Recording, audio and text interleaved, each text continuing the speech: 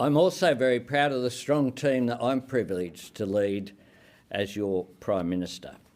A team that is united, a team that is ambitious, a team that is absolutely focused on continuing to deliver and work for Australia.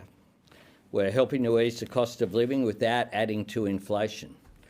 We're determined to help Australians earn more and keep more of what they earn, which is why we've delivered tax cuts for every single taxpayer, why we're pleased that real wages are increasing again, why we've provided $300 of energy price relief, why we're strengthening Medicare and freezing the costs of PBS medicines, and while we are implementing our $32 billion Homes for Australia plan, and why we're making measures particularly aimed at gender equality, including an extra 2 weeks of government-funded paid parental leave and closing the gender pay gap to a record low. All of this has been delivered by an experienced and energetic Labor team. I'm very proud of the fact that we have gone now 2 years and 2 months with precisely the same team in place. When team members step down, though, it does provide you with an opportunity for others to step up. And I do once again pay tribute to Brendan O'Connor and Linda Burney for their extraordinary contribution to our nation over a long period of time. I also want to thank Carol Brown. Carol Brown is stepping back as an Assistant Minister to prioritise her health, something that some of you would be aware of, the issues that she's been dealing with. And she's made, I think, the right decision in order to do that. But she'll continue to serve Tasmania as a senator and continue to be an outstanding representative for Tasmania, a passionate Tasmanian, the 8th child in a family of 13 children. She certainly has always known what it's like to fight for a fair go, and she has certainly done that. And in the infrastructure and transport portfolio, something, of course, I'm pretty familiar with, she has been a great advocate on issues, particularly road safety and the associated issues, including design rules, and has been responsible for all of those issues.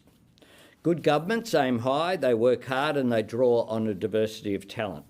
And that certainly is what drives me. And that's what drives the changes I'm announcing today after that more than 2 years. The most stable period, might I say, of government certainly in living memory, if not forever. The cabinet changes that will take place are as follows. Tony Burke will be the Minister for Home Affairs, the Minister for Immigration and Multicultural Affairs, Minister for Cyber Security, as well as continuing to be Minister for the Arts and Leader of the House. Tony, of course, is a senior minister who's been focused on a range of portfolios, has done a great job in employment and workplace relations. He has held similar portfolios in the past, and he's someone who will bring that experience to what remains a challenging portfolio. Julie Collins, having done an outstanding job as the Housing Minister, will move to the Minister for Agriculture, Fisheries and Forestry, whilst retaining Minister for Small Business. Julie, this is a portfolio that she held in opposition, has experience for it. Tasmania is, of course, a great centre of agriculture as one of the drivers of the Tasmanian economy, and Julie will bring that experience to the portfolio. Claire O'Neill will be the Minister for Housing and Minister for Homelessness.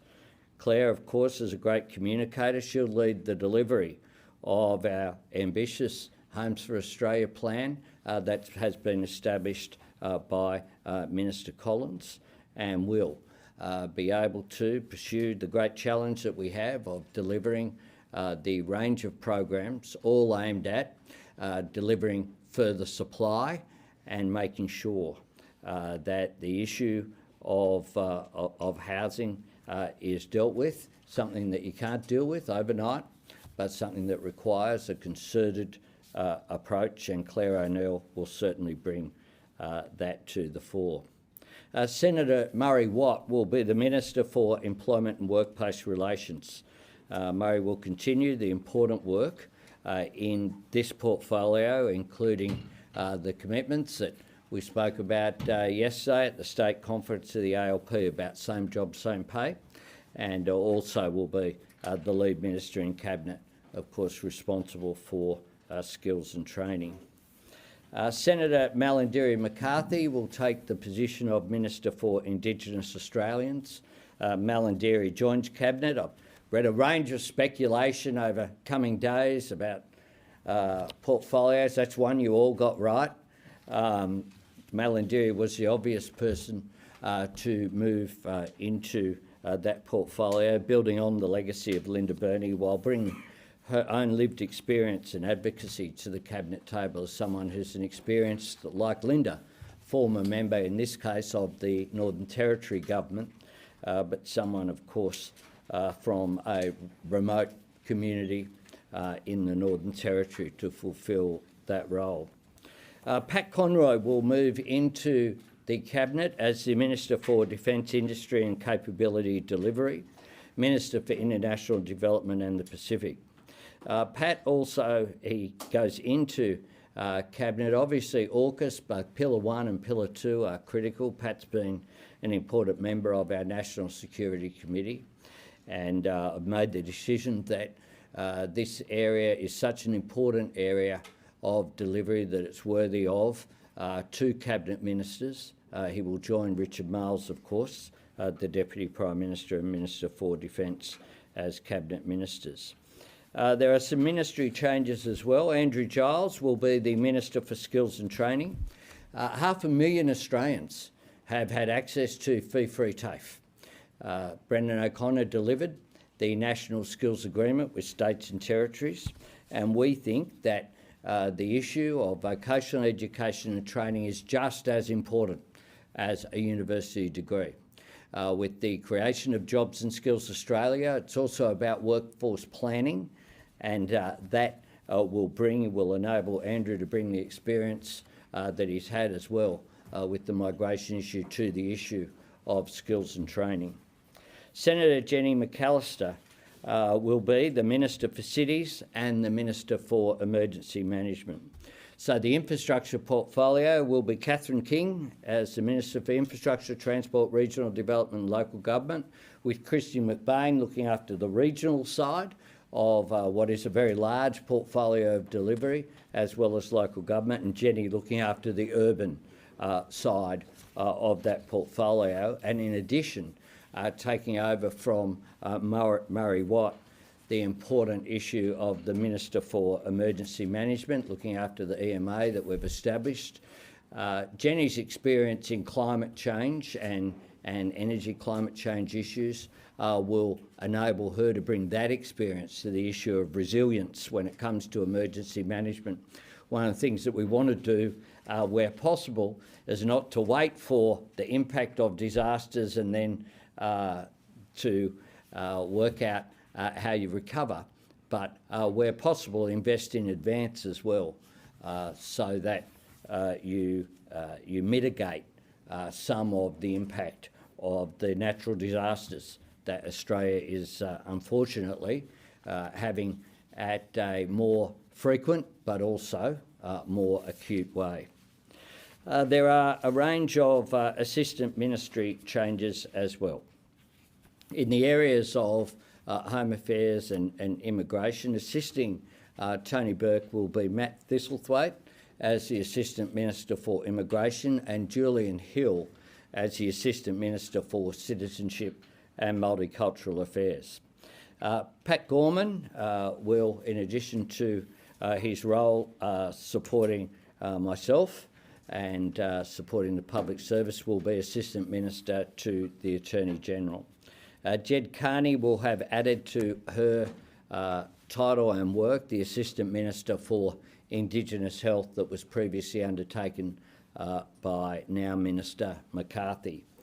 Senator Anthony Chisholm will have added to his existing work in regional development, Assistant Minister for Agriculture, Fisheries and Forestry, which we think is a natural fit as well.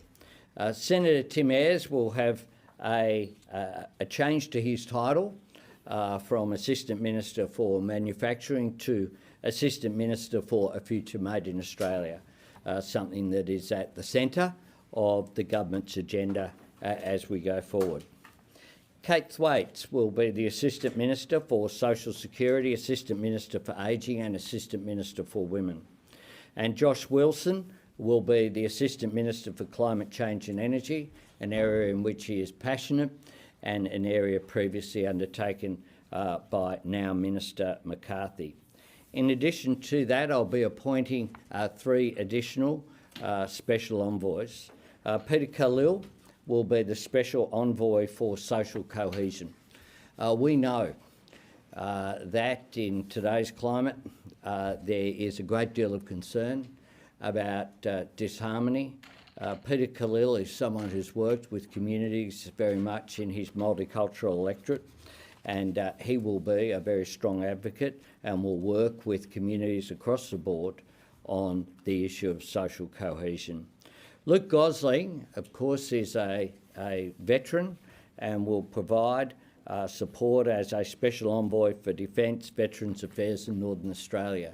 We know as a result of the Defence Strategic Review there is more and more happening in Australia's north. As a member for Solomon and as a former veteran, we think that Luke is well positioned to be able to provide advice there. And Andrew Charlton will be the Special Envoy for Cyber Security and Digital Resilience.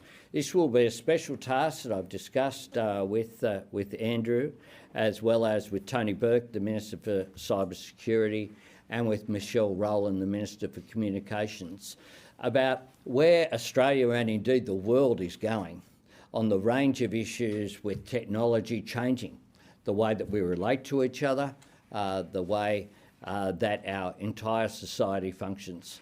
This is something that requires someone away from the day-to-day activity to give thought to how Australia positions ourselves, to not only avoid some of the bad consequences which are there, but also seize the positive opportunities which are there as well. Andrew Charlton is a great thinker, and he's someone who I wanted to step up in this role. These combined changes, I think, represent a significant move forward. I would expect that this is the team that I will take to the election when it is held sometime in the future. And it is a team, I think, that tomorrow, for people's information, the swearing in will take place. I'll recommend to Her Excellency the Governor-General that the swearing in take place at 9 a.m. tomorrow, and then there'll be a full meeting of the new ministry at 11 o'clock, just about 100 metres from here. Happy to take questions. Prime Minister, your opponent Peter Dutton will no doubt claim victory here and claim the scalps of Andrew Giles and also Claire O'Neill and say that this is evidence they've both failed in their portfolios. Is it? Peter Dutton will be negative. I'll give you that big tip. He'll be destructive. He'll attack people. He'll engage in the sort of vilification which is his specialty. His team keep telling him to smile more, but I've seen no evidence that any of that is working. What I see is his relentless negativity, and the fact is that Peter Dutton left a mess in the portfolios in which he held. Peter Dutton was one of the people in the former government who presided over the dysfunction that's been identified through the reviews that have taken place. There's been 3 of them, including by Dennis Richardson, including by the former head of the Department of Prime Minister and Cabinet, and as well by Christine Nixon, that identified a dysfunctional department. What Claire O'Neill and Andrew Giles have had to do is to repair the damage which has been done. But doesn't the fact, Prime Minister, that you moved them on show that you yourself thought there were too many mistakes being made? And under this, can you confirm the functions of the Department of Home Affairs will remain the same? Well, we will have there is one change to the Department of Home Affairs, which is the ASIO will move to the Attorney General's Department. So it will be there with the Australian Federal Police. That's something I've discussed with the Director General of ASIO. Prime Minister, Hang on. Prime Minister, then why did you move Andrew Giles from the portfolio? Because there's a reshuffle. What you do when there's a reshuffle is that there is a change that then has a knock-on effect. The fact is that we have been a very stable government. I have noted some of the comments. I mean, again, Peter Dutton recently has been pretending there wasn't a High Court decision. That was a High Court decision, notwithstanding some of the commentary that's been made, which would have taken place regardless of who was in government, and would have, because there is a separation of powers in this country between the High Court, the judiciary and the political system, it would have had to have been put in place. If people want to say that can be dismissed, then we know where that leads. But it doesn't lead in a good place in a democracy such as ours. Prime Minister, what's the rationale for giving both Home Affairs and immigration to Tony Burke, considering the complexities of running not only that department, but the multitude of issues that are facing that system at the moment? Isn't it a case of a bit of overload there for your Leader of the House? No, he's certainly up for it, and what it means is that in terms of a department, there will be one person who will be responsible for it. I gave a lot of thought to the appropriate structure. I mean, that's one of the reasons for the structure which is there. One minister and then two junior assistants to them is, I think, the right structure. Prime Minister, when Home Affairs was created, it had all or most of the key domestic security agencies, AUSTRAC, AFP, ASIO. Now it has none of those. Are you slowly dismantling kind of what the reason why Home Affairs was created? Well, if you can, you're making some assumptions there about the reason why Home Affairs was created, and there's been a number of interesting articles about why Home Affairs was created and some consequences of it. What I'm doing is putting in place what I think are the appropriate structures for good governance. And no one who looks at the way that Home Affairs and immigration has functioned over many years, and there have been 3 reviews looking at it, whether by Richardson, Parkinson or Nixon, 3 reviews, all of which have been incredibly critical at the structures that were put in place and the performance under the previous government. So we are responding in an appropriate way. Tony Burke, I think, will be an outstanding minister in this role, and that's why we have structured it in this way. Can I just add a follow-up to that? Why specifically move ASIO to AGs? What's the logic behind that? To put it in the same place as the Australian Federal Police. Prime Minister, there's still only one WA minister in Cabinet. How do you continue to justify that, given the importance of the state to the national economy and also the importance of the state to your fortunes at the next election? We've actually just promoted additional WA representation. We've just promoted additional WA representation on our front bench today. Prime Minister, unless I'm wrong, it looks like you've axed the Republic as a portfolio. Why have you done that, and is that an admission that that was a bit of an indulgence and not realistic? Well, the portfolio was appointed first under the previous Labor leader. It's something that I inherited. I said at the beginning of, I said before I was elected Prime Minister, I intended to have one referendum. It's the only thing I committed to. Previously, the Labor Party went to elections committing to multiple referendums. At the moment, the only person who's committed to another referendum during the next term, if he's elected, is Peter Dutton. Prime Minister, what will the scope for Peter Khalil's role be? What resources will he have? And have you announced, or do you have someone in mind for the Islamophobia envoy? We do have someone in mind, and that announcement will take place at an appropriate time. Peter Khalil will have the resources across government, both of the Department of Home Affairs, Immigration Area, Multicultural Affairs, but also of Prime Minister and Cabinet. I want him reporting directly to me about social cohesion and its importance. So Peter is a deep thinker, and he's someone who has a broad range of experience both here and internationally, and he'll bring that to the role.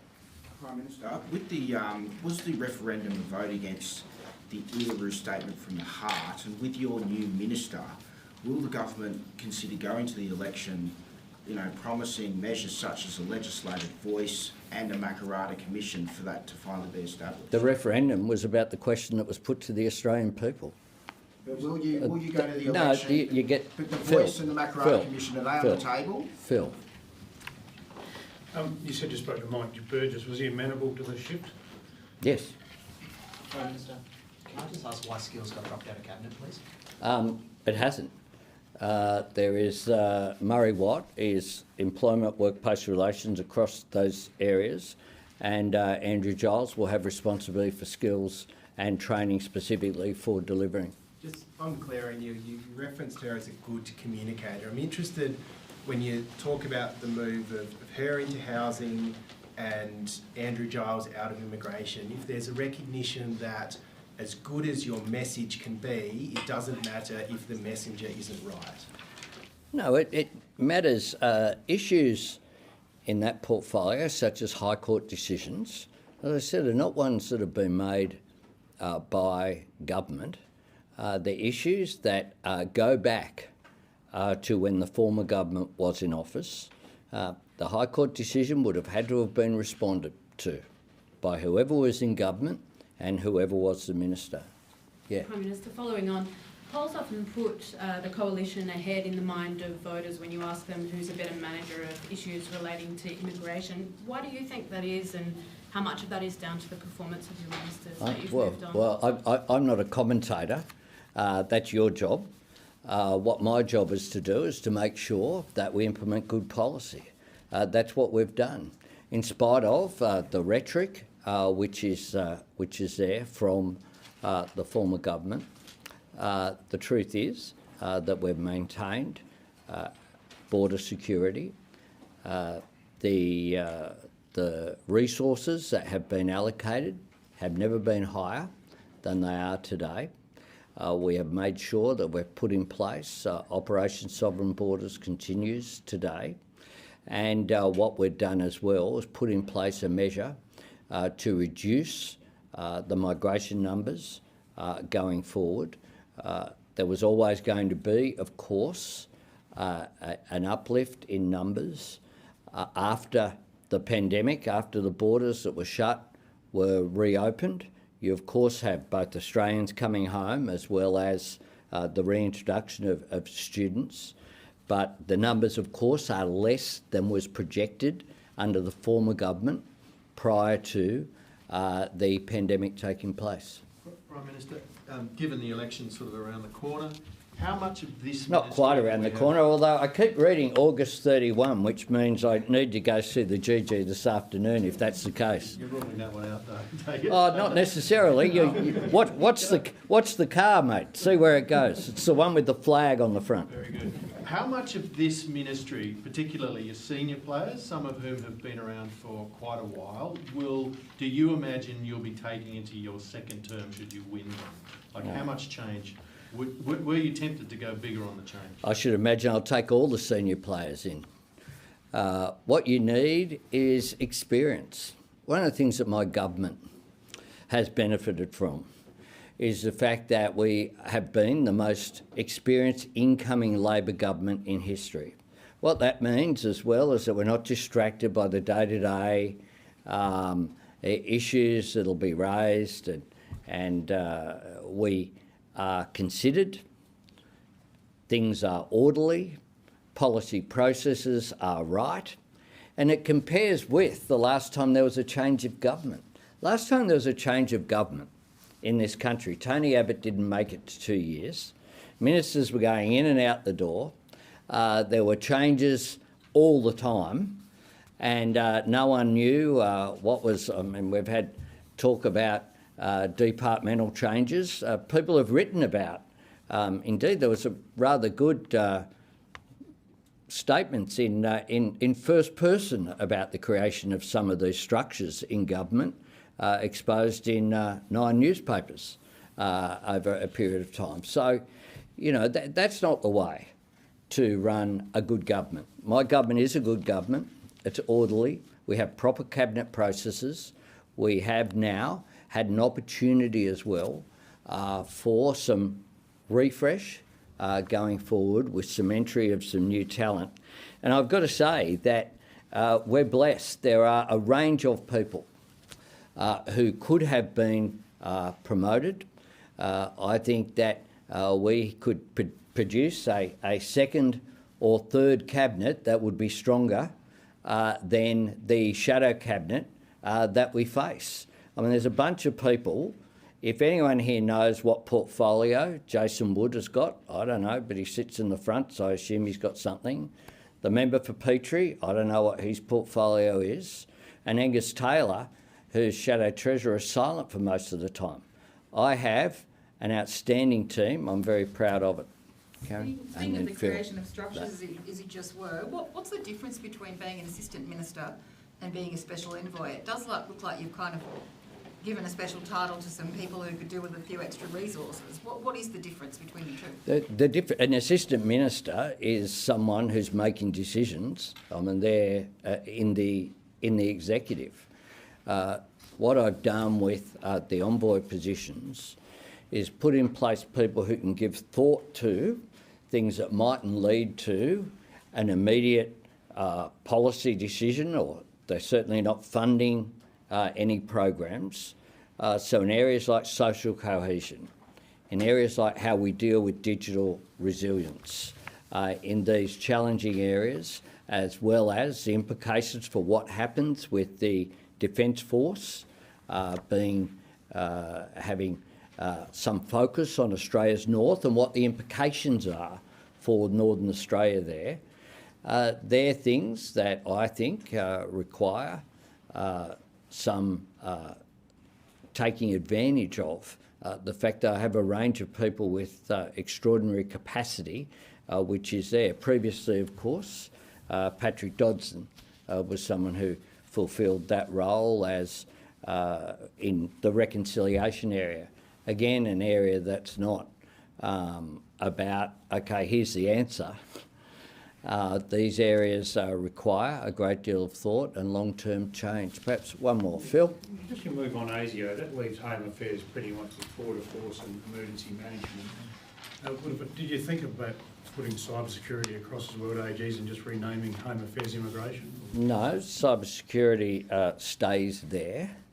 And there are other things as well that are in Home Affairs, other structures. All of our international structures as well are there as well. The Home Affairs will continue to play an important role, but it makes sense to have ASIO and the AFP in the one place, and that is why it has been done.